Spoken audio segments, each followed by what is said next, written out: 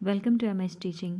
इस वीडियो में हम चैप्टर टिश्यू के एमसीक्यूज डिस्कस करेंगे। ओनली 12 क्वेश्चंस डिस्कस करेंगे very quickly with explanation.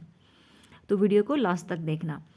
First question is a group of cells performing a specialised function is called organ system, organ, tissue या organelle. What we call a group of cells specialized to perform a specific function, that is tissue. Option C.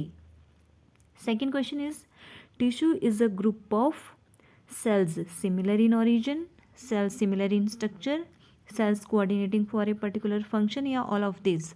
तो इसमें सही answer है all of these। इसी से आप tissue की definition भी निकाल सकते हैं। Tissue is a group of cells which are similar in origin, structure and performs a particular function। MCQ भी हो गया और डेफिनेशन भी होगी। Question number third is a large quantity of dead supportive tissue occur in. अगर आपने मेरे video देखे हैं तो उसमें मैंने बताया है कि एनिमल्स में होते हैं क्या ज़्यादा डेड टिश्यू? नहीं, हमारे में लिविंग टिश्यू ज़्यादा होते हैं। तो एनिमल तो ए और सी ऑप्शन तो हट जाएगी। तो प्लांट्स जो होते हैं दे आर फिक्स्ड होते हैं और अपराइट होते हैं, तो उनको ज़्यादा लिविंग टिश्यू की ज़रूरत नहीं होती है, उनमें ज़्यादातर डेड टिश्यू होते हैं। तो क्वेश्चन नंबर थर्ड का आंसर जो रहेगा B. A large quantity of dead supportive tissues occur in plants for remaining fixed and upright. Question number four is growth in plants is different from that of animals in being. Plant में तो meristematic regions grow करते रहते हैं, लेकिन animal से वो कैसे differ करता है? In animal growth in plants is different from that of animal in being restricted to certain reasons। animals में growth is restricted to certain reasons। A option इसका सही होगा। Question number 5 structural organization in animals is far more complex and specialized than that of plants due to। Animal का structure organisation plant के comparison में बहुत complex है। क्यों? क्योंकि एक तो वो एक्टिवली लोकोमोशन करते हैं, मूव करते हैं, उनकी फीडिंग हैबिट्स अलग अलग हैं।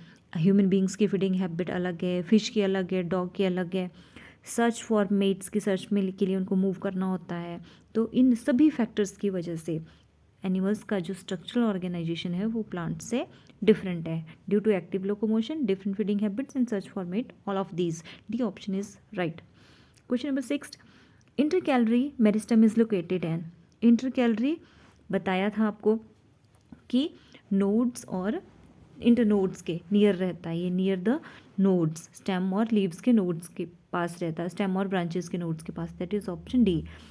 एपेक्स ऑफ स्टेम में कौन सा होता है? मेरिस्टेमेटिक टिश्यू रहते हैं एपेक्स में, जो लगातार डिवाइड करते हैं और ग्रोथ में हेल्प करते हैं। और लेटरली कौन से टिश्यू होते हैं? दैट इज लेटरल मेरिस्टेम वहाँ होता है। क्वेश्चन तो 6 क्वेश्चन का इंटरकैलरी मेरिस्टेम कहाँ होगा? Near the stem node. Question number 7 plant cells which lack vacuole are. Parenchyma में वैक्यूल होता है, कॉलेनकाइमा में होता है, एपिडर्मिस में होता है, एपिडर्मल सेल्स में। तो meristematic cells that is option B इसका सही आंसर है। Plant cells which lack vacuole are meristematic cells. क्यों? क्योंकि इनका काम है लगातार डिवाइड करना, और वैक्यूल का काम क्या है? फूड को स्टोर करना, वेस्ट मटेरियल को स्टोर करना। लेकिन इनको ये कोई स्टोरेज नहीं करते हैं, ये लगातार डिवाइड करते रहते हैं, तो इसलिए इनमें वैक्यूल की ज़रूरत नहीं होती और ना ही इनमें होता है। बड़ा रेयरली कहीं छोटे छोटे वैक्यूल कहीं किसी में होते हैं।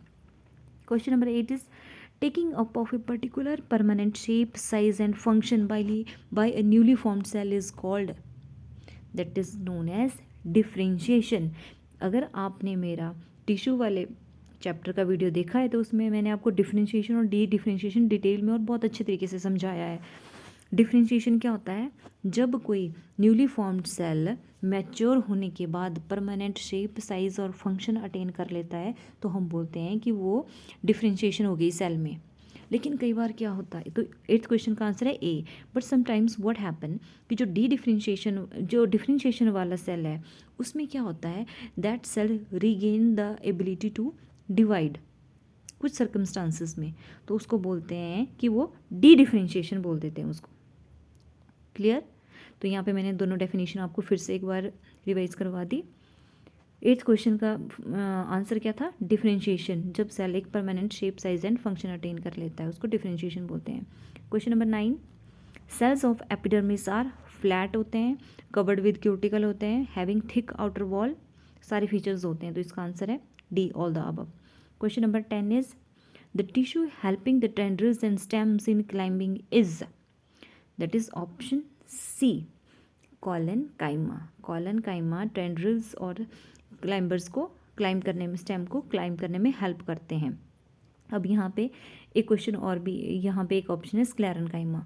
तो स्क्लेरेनकाइमा भी मैंने आपको बताया था डेड टिश्यू है जो प्रोटेक्शन देता है। Parenchyma, parenchyma P for barren, P for packing, main packing tissue है जो कि 2 टाइप का होता है, एरेनकाइमा एंड कॉलनकाइमा। पैरेनकाइमा के ही टाइप हैं, एरेनकाइमा जिसमें एयर कैविटीज़ होती हैं और जो एक्वेटिक प्लांट्स को फ्लोट करने में हेल्प करता है, और दूसरा टाइप है कॉलनकाइमा जो कि जिन लीव्स में क्लोरोप्लास्ट रहता है उस पैरेनकाइमा को बोलते हैं collenchyma. Question number 11 is aerenchyma, अभी बताया मैंने आपको, एरेनकाइमा इज द क्या है, कॉलनकाइमा है? नहीं, it is the parenchyma with large air cavities, that is B, और इसका फंक्शन है it provides buoyancy to the aquatic plants to float. Question number 12 is chlorenchyma is a, ये भी मैंने बताया पैरेनकाइमा का ही टाइप है, क्लोरिन जिसमें क्लोरोफिल होगा, पैरन, तो इसका आ गया पैरेनकाइमा विद क्लोरोप्लास्ट, क्लोरोप्लास्ट के अंदर क्लोरोफिल होता है, सी।